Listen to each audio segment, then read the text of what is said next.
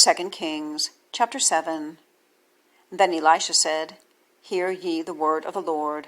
Thus saith the Lord, Tomorrow about this time shall a measure of fine flour be sold for a shekel, and 2 measures of barley for a shekel in the gate of Samaria. Then a lord on whose hand the king leaned answered the man of God and said, Behold, if the Lord would make windows in heaven, might this thing be? And he said, Behold, thou shalt see it with thine eyes, but shalt not eat thereof. And there were 4 leprous men at the entering in of the gate, and they said one to another, Why sit we here until we die? If we say, We will enter into the city, then the famine is in the city, and we shall die there. And if we still sit here, we die also. Now therefore come, and let us fall into the host of the Syrians. If they save us alive, we shall live, and if they kill us, we shall but die.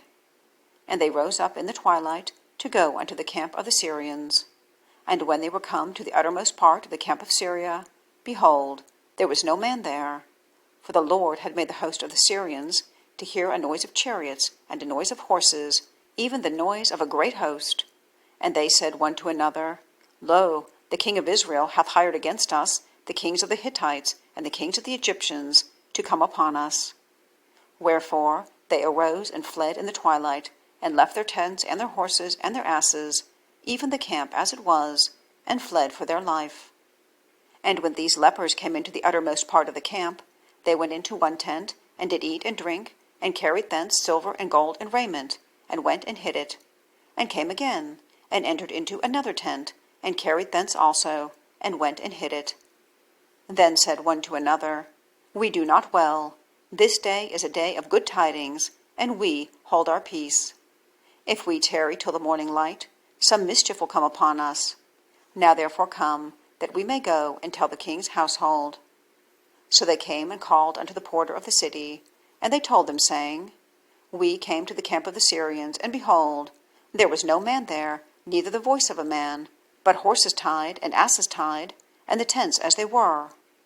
And he called the porters, and they told it to the king's house within. And the king arose in the night, and said unto his servants, I will now show you what the Syrians have done to us.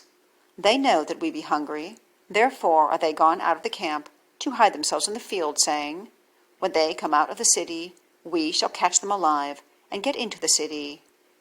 And one of his servants answered and said, Let some take, I pray thee, 5 of the horses that remain, which are left in the city.